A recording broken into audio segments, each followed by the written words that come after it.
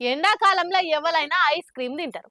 కానీ వానాకాలంలో కూడా తినేటోడే రొమాంటిక్ ఫెలో అని డైలాగులు దంచి కొట్టి బుజ్జవలతోని కలిసి ప్లాన్ చేసే పోరలు గీ ముచ్చట చూడుర్రోసారి. అట్లనే పిల్లలు ఏడుస్తురు గదానో టీవీల్లో యూట్యూబుల్లో చూసి సతాయిస్తురు కదా, కొనిస్తే లొల్లిపోతుందని వాళ్ళకి ఐస్ క్రీమ్లు కొనిచ్చే అయ్యవలు మీరు కూడా పక్కా చూడాలి ఈ వార్త. అయినా ఆలీలనే కాదు, ఐస్ క్రీమ్ తినే ప్రతి ఒక్కరు చూడాలి, చూసి పైలంగా ఉండాలి. ₹10 ఎక్కువిచ్చి మరీ పార్లర్లకు పోయి ఐస్ క్రీమ్ తినడం కూడా పాపమే అయిపోయింది ఈ రోజుల్లో. టేస్ట్ ఉంటది, నీట్‌గా ఉంటది కదా అని గాజు దర్వాజాలు, ఏసీలు పెట్టి షో చేసే పెద్ద పెద్ద ఐస్ క్రీమ్ పార్లర్లలో తిన్నా పానాల మీదకి వచ్చే కథనే అవుతుంది. హైదరాబాద్ విస్కీ ఐస్ క్రీమ్ల దందా కథ తెలిసే వరకు ఐస్ క్రీమ్ అంటేనే కాళ్ళు చేతులోనికి పేయికి సల్ల చెమటలు పడుతున్నాయి. జూబ్లీ హిల్స్ లో 1 and 5 ఐస్ క్రీమ్ పార్లర్లకు మామూలుగా వచ్చేదానికంటే ఎక్కువ పిల్లలు, టీనేజ్, యూత్ పోరలు ఎక్కువ వచ్చి ఐస్ క్రీమ్ తింటున్నారు. లోపల ఏదో గడబిడ ఉన్నట్టుంది అని పోలీసులకు అనుమానం కొట్టి ఆఫీసర్లు వేసుకొని రైడ్కు పోతే బయటపడ్డ భాగవతం గిది. 60 గ్రాముల ఐస్ క్రీమ్ లో 100 ml ఇస్కీ కలిపి అమ్ముతున్నారట. ఏమనాలి చెప్పు వీళ్ళను? జనాలకు బాగా అలవాటు కావాలి. ఏడ తిన్నా గానీ మన పార్లర్లో తిన్నట్టు అనిపించొద్దు. మళ్ళా వచ్చి మన తానే తినాలంటే ఏం చేయాలి అని మైండ్ లో మసిబట్ట ఆలోచన చేసి ఈ విస్కీ ఐస్ క్రీమ్ అమ్ముడు పెట్టిరట. పిల్లలకు పోరలకు ఈ ముచ్చట తెలియక బయట అన్నిటికంటే ఈయనే టేస్ట్ ఉంది అనుకుంటా ఈడికే వచ్చి తింటారు పాపం. ఇంత కథకున్నారా బిడ్డ నడువురిగా అని ఆఫీసర్లు పార్లర్ ను సీజ్ చేయగానే ఓనర్లను పట్టుకపోయి అసలు ముచ్చటేందో అరుచుకునే పనులు పోలీసులు. అసలు హైదరాబాద్ మొత్తంలో వీళ్ళకి ఎన్ని ఐస్ క్రీమ్ పార్లర్లు ఉన్నాయి, ఇప్పటిదాకా ఎంత మందికి ఎన్నమ్మిర్రు అని అన్ని లెక్కలు తీస్తున్నారట. ఇక ఈ ముచ్చట బయటకు వచ్చే వరకలా అప్పుడప్పుడు ఆడికి పోయి పిల్లలకు ఐస్ క్రీమ్ తినిపించి అయ్యే వాళ్ళు ఆగమాగం అవుతురట.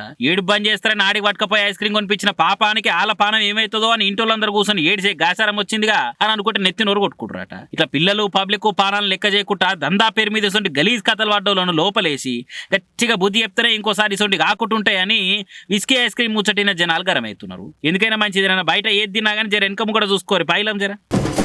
సినిమాలు వాళ్ళ డేట్లు పేమెంట్లు మేనేజ్ చేసేందుకు కింద మేనేజర్లను పెట్టుకుంటారు. వాళ్ళే వాళ్ళ వ్యవహారాలన్నీ చూసుకుంటారు. గట్లనే రాజకీయాలలో కూడా సీఎం జగన్ అన్న సలహాదారులను పెట్టుకుంటాడు. రకరకాల సలహాలు ఇచ్చేందుకు ఎంతో మందిని సలహాదారులను సర్కార్ జీతాలు ఇచ్చి పెట్టుకుంటుండే అప్పట్లా.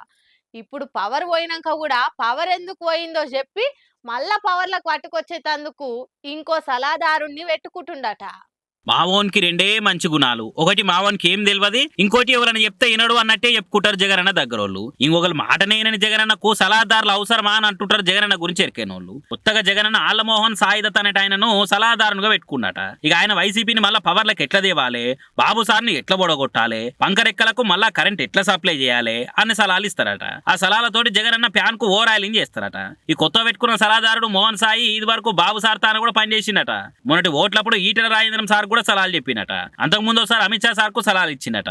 అదే అనుభవంతో ఇప్పుడు జగన్ అన్నకు సలహాలు ఇవ్వబోతున్నట. అయితే అసలైన మనిషి మారకుండా సలహాదారులను మారిస్తే ఏం ఫాయిదా అని వైసీపీలు గుసగుసలు పెట్టుకుంటారట. ఇవల్దో సలహాలని ఉద్యోగులను ట్రాన్స్ఫర్ చేసినట్టు లీడర్లను ట్రాన్స్ఫర్ చేసిండు. నెల్లూరులో బలమునం తీసుకుపోయి గుంటూరులో పోటీ చేయించిండు. గుంటూరుని తీసుకుపోయి విశాఖపట్నంలో పోటీ చేయించిండు. ఓ కూరు పటేల్ కూడా పొరుగురులో అరామ కూడా ఆయన సోయి మర్చిపోయిండు. గందుకే పార్టీకి దెబ్బ పడ్డది. వీళ్ళు తిరగకుండా ఫ్రీలాన్సర్లు ఇచ్చిన కాగితాల రిపోర్టు నమ్మి క్యాండిడేట్లను ఉడగొట్టుకున్నాడు. పదవుల కోసం సలహాదారులను పెట్టుకుండు కానీ ఒక్కరి సలహాలను పాటించిండా? ఒక్క సకల శాఖ సలహాదారుడు చెప్పినట్టే ఇన్నారు కానీ వేరేటోళ్ళ మాటలు ఏమైనా పట్టించుకురా? అసలు ఎమ్మెల్యేలను దగ్గరికి రానిచ్చిండా? మంత్రులను లోపలి పోనిచ్చిండా? ఏందో చక్రవర్తులను కలవనీకే కూడా గంత కష్టం ఉండదు కావచ్చు. సొంత పార్టీ ఎమ్మెల్యేలను మంత్రులనే కలవనీకే సీఎం కు వీలు కాకుంటే ఎట్లా కొసెళ్తాది? మొన్నట్ల కేతిరెడ్డి కూడా గదే అన్నాడు. మాకే అపాయింట్మెంట్ దొరకకపోయేది, ఆడవై పడిగాపులు కాసేదని. సొంత పార్టీ వాళ్ళకి గట్టంటే ఇంకేడ ముంగడ పడుతుంది. జగన్ మోనార్కు మనస్తత్వం మారినంత వరకు ఎంతమంది సలహాదారులను పెట్టినా దండిగాని చెవులు కొరుక్కుంటారట సొంత పార్టీ లీడర్లే. మరి చూడాలి ఈ సలహాదారు సక్కదనం ఎట్లుంటుందో.